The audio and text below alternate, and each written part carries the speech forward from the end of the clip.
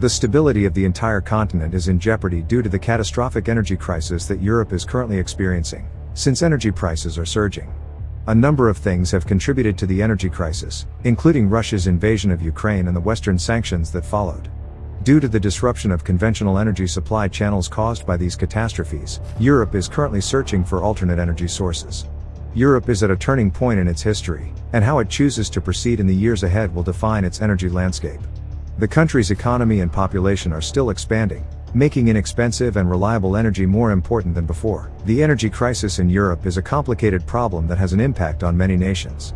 One of the primary obstacles is the expensive and restricted availability of natural gas, an essential energy source for most European nations. Because domestic supplies are limited and demand is growing, gas prices in Europe have been rising consistently in recent years. One of the world's biggest producers of natural gas, Russia supplies a significant portion of the natural gas import needs of many European nations. Because of this reliance on Russian gas, questions have been raised regarding energy security and the effect that Russia's political and economic unrest will have on the European energy market. Furthermore, the economy of European nations, particularly those that mostly rely on gas for the production of power and heating, have been severely hit by the high cost of natural gas. Governments and energy firms are under more pressure as a result to discover alternate energy sources and lessen their reliance on gas imports.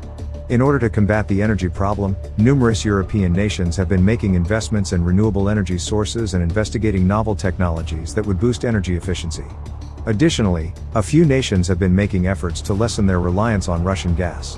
They're boosting their imports from other nations and making infrastructural investments for liquefied natural gas to achieve this. But there have been obstacles in the way of these initiatives, like exorbitant expenses and technical difficulties in creating new infrastructure and energy sources. Furthermore, Europe's continuous reliance on Russian gas raises concern since it leaves the continent open to disruptions in supply and price hikes. Additionally, there are now additional difficulties as a result of the rise in LNG imports.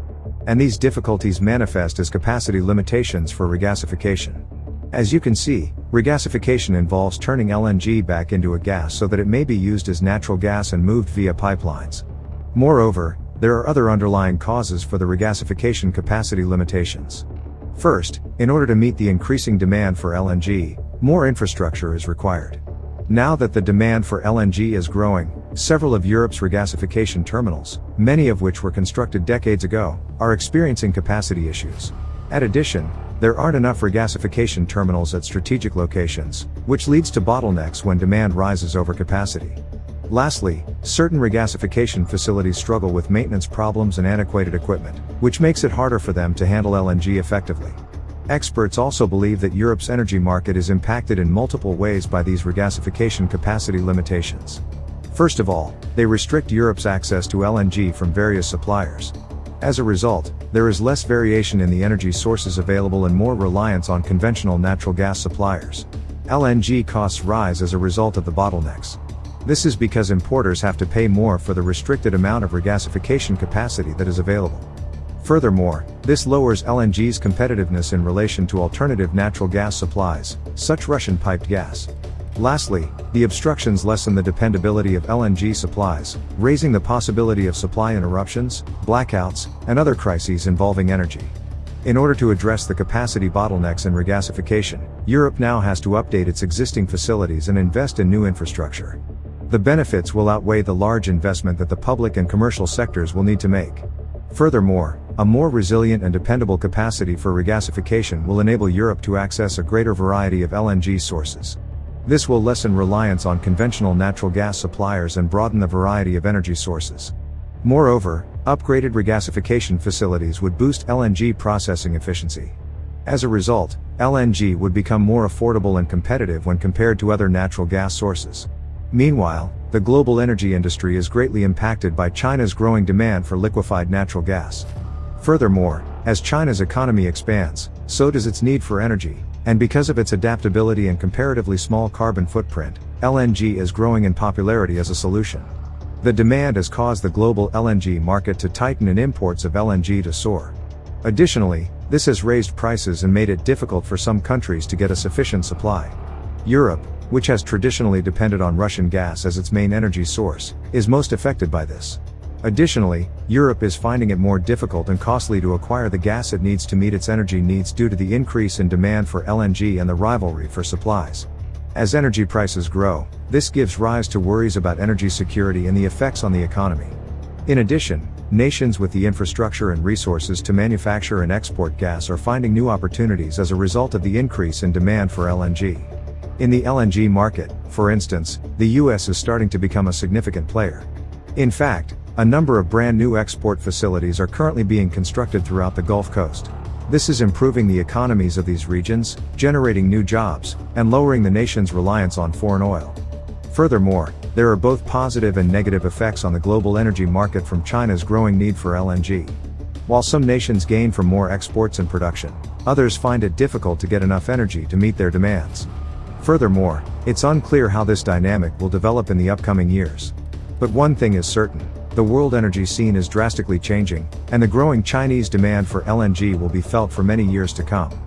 Furthermore, Europe's need to look into alternate energy sources is growing in light of the continent's energy problem and reliance on China and Russia for energy supplies. Due to an energy crisis, coal usage has increased in Germany this year. According to German statistics, coal-fired power plants provided 36.3% of the electricity pumped into the nation's power grids between July and September. Compared to the same period last year, this is an increase of 31.9%. And the reason for this is the gas export bans and Russia's conflict with Ukraine. In the third quarter, the output of coal to power generation increased 13.3% year-over-year to 42.9 terawatt-hour. In addition, even though domestic nuclear output decreased and wind and hydropower output were low, gas generation climbed somewhat in spite of high prices. In Europe, some coal plants that had shut down or were kept in reserve have re-entered the market. Nevertheless, the reversal is only noteworthy in Germany. This year, Germany used 26 million tons of coal, up 19% from the year before. However, as a potential source of affordable and sustainable energy in the future, Europe intends to invest in Africa. According to a European Conservatives report, Morocco, Egypt, and Southern Africa will receive significant financial support from Europe for solar energy and green hydrogen projects. Africa's potential to produce green hydrogen is valued by the European Investment Bank at €1 trillion. The report also makes the case that Africa has the capacity to emerge as the new global powerhouse in the energy sector. By 2035, it is projected to have the potential to produce 50 million tons of green hydrogen annually at a cost of $2 per kilogram or less, which is competitive. Furthermore, mentioned as the nation closest to Europe with the ability to manufacture green hydrogen is Morocco. It appears that there is still no end in sight to Europe's energy dilemma. Leaders in Europe are also hopeful that coal and Africa hold the answer to resolving this dilemma. What are your thoughts on Europe's terrible catastrophe? Let me know down below.